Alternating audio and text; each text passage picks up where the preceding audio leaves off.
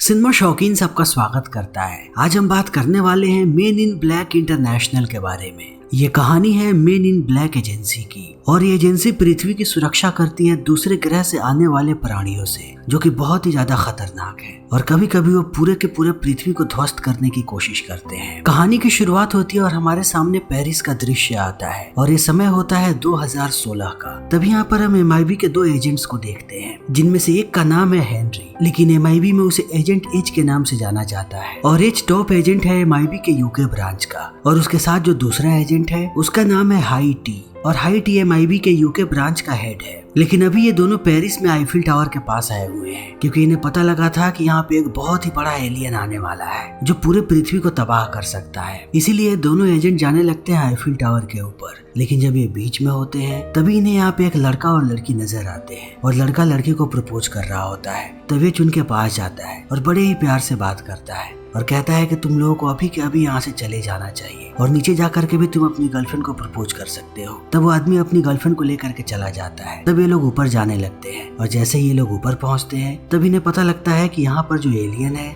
वो बहुत ही खतरनाक है। उसका नाम है हाइव और वो पृथ्वी में एक वॉर्महोल बनाना चाहता है। इसीलिए तुरंत ये दोनों अपने अपने हथियार को बाहर निकाल लेते हैं और अंधाधुंध इस पे गोलियां चलाने लगते हैं। तभी कहानी जाती है 1996 में और हमारे सामने ब्रुकलिन का दृश्य आता है और यहाँ पर हम एक परिवार को देखते हैं और इनके घर में अभी एक छोटा एलियन घुस आया है और मॉली राइट नाम की बच्ची ने इस एलियन को देख लिया है। तभी यहाँ पे MIB के एजेंट्स चले आते हैं। तब मॉली के माता पिता जाकर के उससे बात करने लगते हैं। तब वो एजेंट्स इनसे बात करते हैं कि क्या इन लोगों ने किसी अजीब जानवर को देखा है यहाँ पे। तब वो कहते हैं कि हमने किसी को भी नहीं देखा। फिर वो पूछते हैं कि इस घर में तुम लोगों के अलावा और कौन है। तब इस बात को सुनने के बाद ये लोग डर जाते हैं और अपनी बेटी के बारे में इन्हें नहीं बताते। फिर वो एक डिवाइस बाहर निकालते हैं। इस डिवाइस की मदद से ये लोग इनकी याददाश्त खत्म कर सकते हैं पिछले कुछ समय की, जब से इन लोगों ने इस जानवर को देखा होगा। लेकिन इन्हें मॉली के बारे में पता नहीं है कि मॉली घर में है और उसने उस प्राणी को देख लिया है। तभी वो देखती है कि उन एजेंट्स ने उसके माता पिता की याददाश्त को खत्म कर दिया। फिर वो इस एलियन को यहाँ से भगा देती है। लेकिन मॉली ने इन सारी चीजों को देख लिया है और वो इन चीजों को नहीं भूल पा रही। फिर वक्त ऐसे ही बीतने लगता है और मॉली बड़ी हो जाती है, लेकिन अभी भी वो पूरा का पूरा माजरा उसके दिमाग में घूम रहा है और मॉली की जिंदगी का एक ही मकसद है कि वो एक MIB एजेंट बने। इसीलिए वो हर जगह पता करती है कि MIB वाले कहाँ पे काम करते हैं, लेकिन किसी को भी इस बारे में कुछ भी नहीं पता। इसीलिए जब भी वो किसी से MIB के बारे में पूछती है तो सब लोग मॉली को पागल समझते हैं। लेकिन मॉली की तलाश खत्म नहीं होती क्योंकि उसे पता है कि MIB का वजूद है। फिर वो एक के बाद एक पैंतरेबाजी ऐसे ही करती रहती है और एक दिन उसके दिमाग में खुरापात सूझता है। इसीलिए वो नासा के सैटेलाइट को हैक करती है ताकि वो इस बात का पता लगा सके कि दूसरी दुनिया से कोई प्राणी कब पृथ्वी पर आएगा। तभी एक दिन उसे पता लगता है कि अंतरिक्ष से कुछ तो आ रहा है पृथ्वी की तरफ और उसे लोकेशन भी पता लग जाता है कि ये चीज कहाँ पे आने वाली है। इसीलिए वो तुरंत निकल पड़ती है उस जगह पे जाने के लिए। लेकिन जैसे ही वो उस जगह पे पहुंचती है उसे वहाँ पे कुछ भी अनयूजुअल नजर नहीं आता। इसीलिए वो भी सोच में पड़ जाती है और उसे लगने लगता है कि ये सब कुछ झूठ है। लेकिन वो जैसे ही वापस आने के लिए मुड़ती है वो यहाँ पे बहुत सारे कबूतरों को देखती है और जब वो कबूतर उड़ करके जाते हैं दीवार की तरफ तब वो अचानक से गायब हो जाते हैं। तब इस चीज को देखने के बाद मॉली चौंक जाती है और उसे समझ में आता है कि यहाँ पे कुछ न कुछ तो गड़बड़ है। इसीलिए वो उस दीवार के पार जाने लगती है। फिर वो जैसे ही इस पार आती है उसे यहाँ पे एक एलियन शिप नजर आता है जिसके अंदर से एक एलियन बाहर आता है। लेकिन यहाँ पर MIB के एजेंट्स भी हैं जो उस एलियन को पकड़ते हैं और उसे यहाँ से लेकर के जाने लगते हैं। तब मॉली उनके गाड़ी का पीछा करती है और थोड़ी देर के बाद वो पहुंच जाती है इनके हेडक्वार्टर। और मॉली अब तक इसी वक्त का इंतजार कर रही थी, इसीलिए वो अपने कपड़े बदलती है और हम देखते हैं कि उसने अंदर MIB एजेंट्स की तरह कपड़े पहन रखे हैं। फिर वो ऐसे ही अंदर जाने लगती है और बाहर का कोई भी गार्ड उसे नहीं रोकता।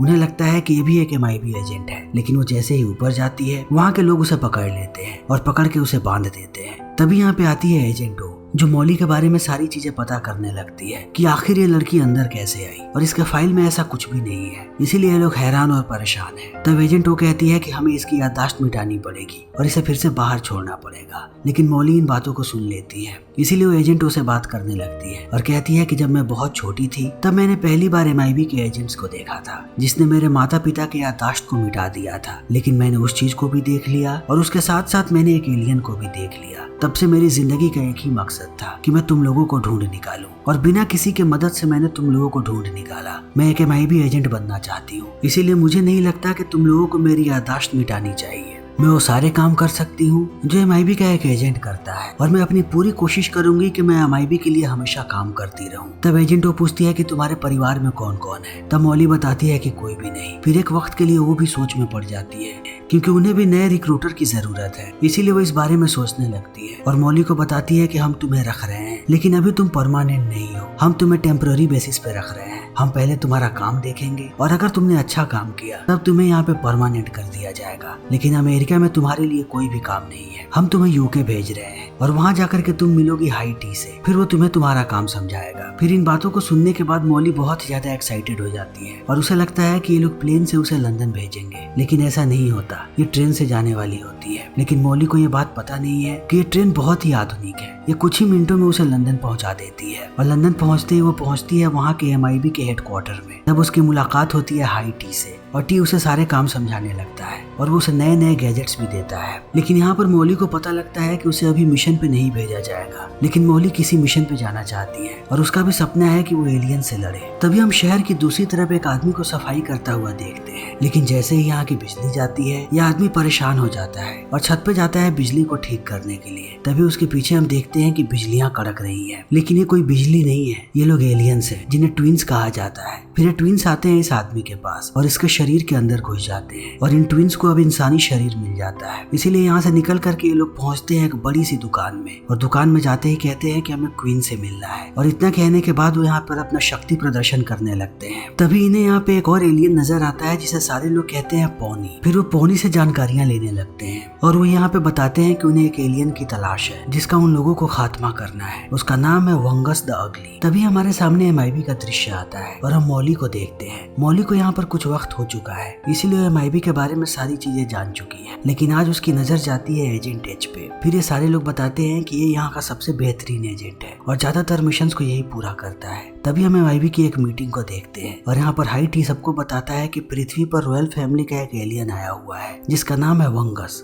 लेकिन हमें पता लगा है कि उसकी जान को खतरा है और अगर उसे कुछ भी हुआ तब उसके परिवार वाले पूरे के पूरे पृथ्वी पे हमला कर देंगे। इसीलिए हमें उसकी सुरक्षा करनी है और उसकी सुरक्षा की जिम्मेदारी मैं देता हूँ एजेंट H को, क्योंकि वो वंगस को पहले से जानता है। तभी ये बात हर जगह पे फैल जाती है कि एक नया मिशन मिला है H को और जैसे ही मॉली को यह बात पता लगती है वो आती है H के पास और उसे रिझाने लगती है कि वो उसे भी साथ लेकर के चले, लेकिन H मना करता है और कहता है कि मैं अकेला काम करता हूँ, लेकिन मॉली उसे अंत में मना लेती है। इसीलिए रात में H उसे लेकर के जाता है एक पार्टी में जहाँ पर वो वंगस से मिलने वाला है। फिर वंगस इन्हें देखने के बाद बहुत खुश होता है और ये लोग ऐसे ही नाच गाना करने लगते हैं। तभी यहाँ पे ट्विंस आ जाते हैं और वो भी नाचने लगते हैं। फिर जैसे ही उन्हें मौका मिलता है वो अपने शरीर से एक रोशनी छोड़ते हैं और वो रोशनी जाकर के टकरा जाती है वंगस से, इसीलिए वंगस की तबीयत खराब होने लगती है। तब वो बार बार H को कहता है कि मुझे तुम्हें कुछ बताना है, लेकिन देखते ही देखते उसकी तबीयत ज्यादा खराब हो जाती है। तब मॉली और H उसे लेकर के आते हैं बाहर और एक गाड़ी में बैठा देते हैं, लेकिन वंगस की गाड़ी जैसे ही आगे जाती है ट्विंस उस गाड़ी को उड़ा देते हैं और ये दोनों उनको देख लेते हैं। इसीलिए अब H हमला करने लगता है ट्विंस पे और वो मॉली को कहता है कि तुम जाओ वंगस के पास और उसे बचाने की कोशिश करो। फिर मॉली जाने लगती है वंगस के पास और H ऐसे ही लड़ते रहता है ट्विंस से,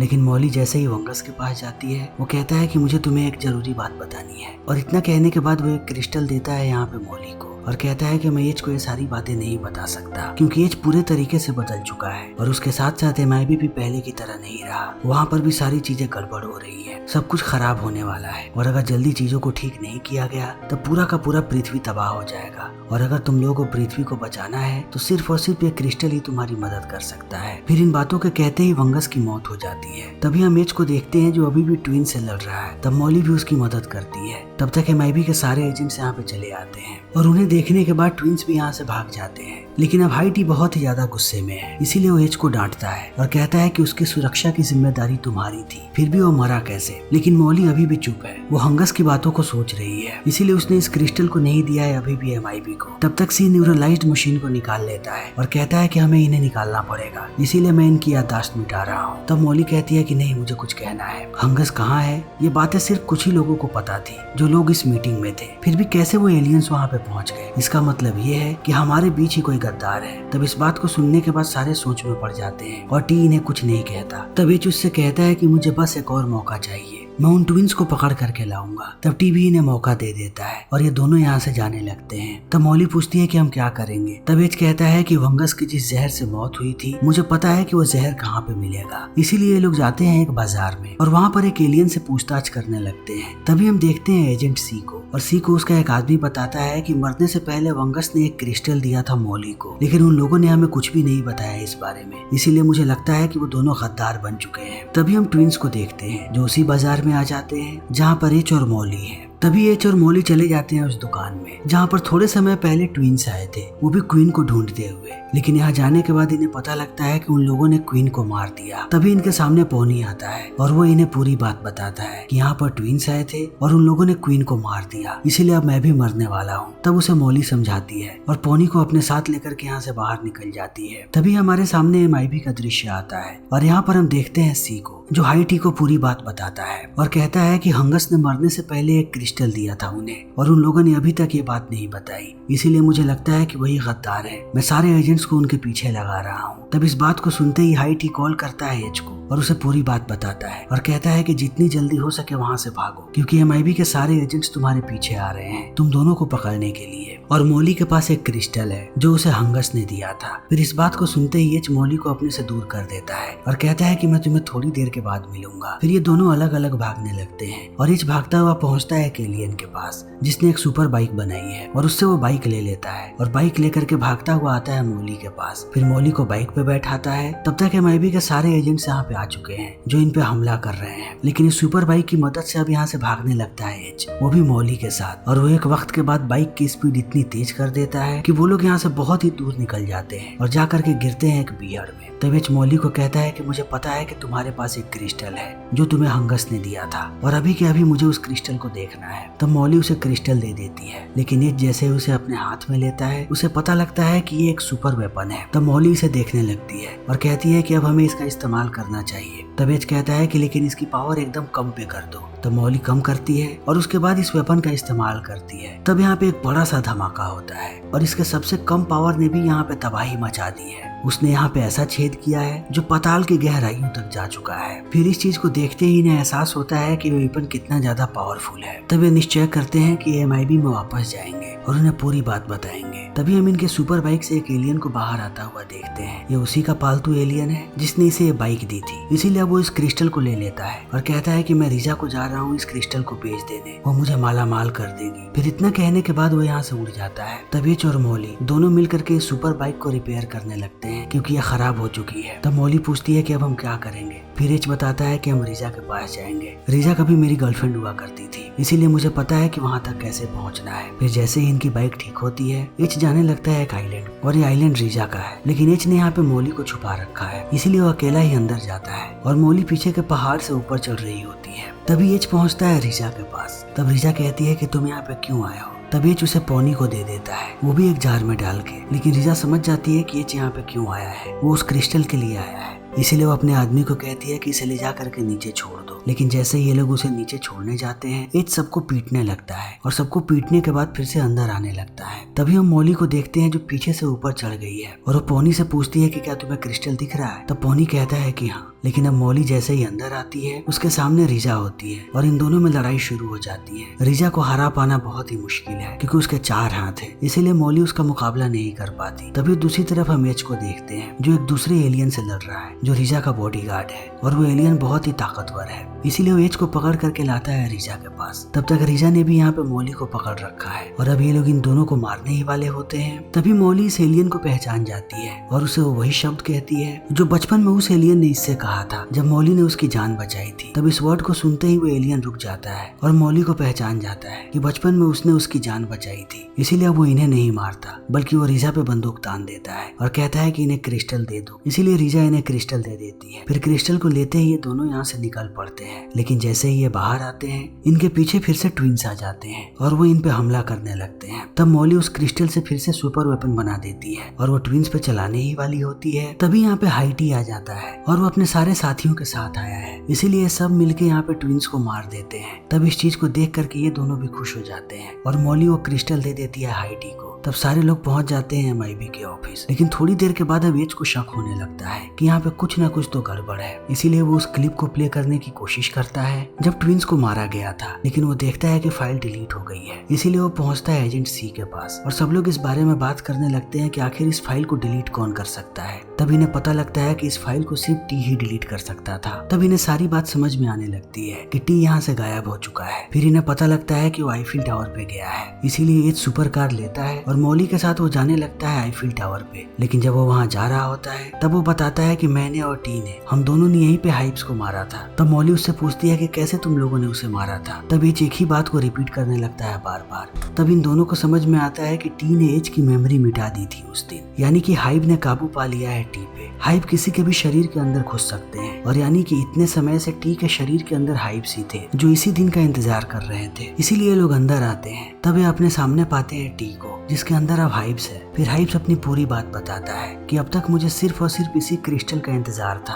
ताकि मैं पृथ्वी के अंदर एक वॉर्म होल बना सकूं और अपनी सारी प्रजाति को यहाँ पर ला सकूं, और अब मुझे मिल गया ये क्रिस्टल। फिर इतना कहने के बाद वो अपने असली रूप में आ जाता है। तब ये लोग उससे क्रिस्टल छीनने लगते हैं और इनके बीच घमासान लड़ाई होने लगती है, लेकिन हाइप्स इन्हें बार बार मार करके नीचे गिरा देते हैं। फिर जल्दी ही हाइप्स यहाँ पे एक वॉर्म होल बना देता है और उसी वॉर्म होल के अंदर चली जाती है मॉली और वो धंसती ही जाती है और थोड़े समय के बाद वो गहराइयों में पहुंच जाती। लेकिन ऐन वक्त पे यहाँ पे पॉनी आ जाता है और वो मॉली को बाहर खींच के लाता है। तभी हम हाइप्स को देखते हैं जिसने एज को पकड़ लिया है और वो उसे मारने की कोशिश कर रहा है। तब एज हाइप्स से कहता है कि मुझे पता है कि तुम्हारे अंदर अभी भी कहीं ना कहीं T है और T सबसे बेहतरीन एजेंट था और उसे कैसे भी हम लोगों को बचाना ही पड़ेगा। तब T फिर से हावी होने लगता है यहाँ पे हाइप्स पे और वो धीरे धीरे एज को छोड़ने लगता है। तब तक मॉली बाहर आ चुकी होती है और अब उसे क्रिस्टल भी नजर आ जाता है, इसीलिए वो क्रिस्टल उठाती है और उसे फिर से सुपर वेपन बना देती है और चलाती है हाइप्स पे। फिर धीरे धीरे ये वॉर्म होल बंद होने लगता है और एक वक्त के बाद पूरा का पूरा होल बंद हो जाता है और अंतरिक्ष में एक बहुत ही बड़ा ब्लास्ट होता है जिसमें हाइप्स की मृत्यु हो जाती है। लेकिन इसके साथ साथ T भी खत्म हो गया, इसीलिए अब एज बहुत ही ज्यादा निराश है। तभी यहाँ पर एजेंट O आती है और इन दोनों को बधाई देती है और उसके साथ साथ वो मॉली को बताती है कि अब वो परमानेंट हो चुकी है और उसके लिए एक नया मिशन है, लेकिन उस मिशन पे उसे अकेला ही जाना पड़ेगा। तब इस बात को सुनने के बाद अब मॉली कहीं ना कहीं निराश होती है क्योंकि एज का साथ उसे पसंद आने लगा था, इसीलिए वो एज को पॉनी को देती है और धीरे धीरे ये दोनों अलग हो जाते हैं। फिर इसी के साथ ये फिल्म यहीं पे खत्म हो जाती है। तो दोस्तों, हमारी आज की ये वीडियो यहीं पे खत्म होती है। अगर आपको हमारी ये वीडियो पसंद आई हो तो इसे लाइक करें, शेयर करें और चैनल को सब्सक्राइब करें। Thank you.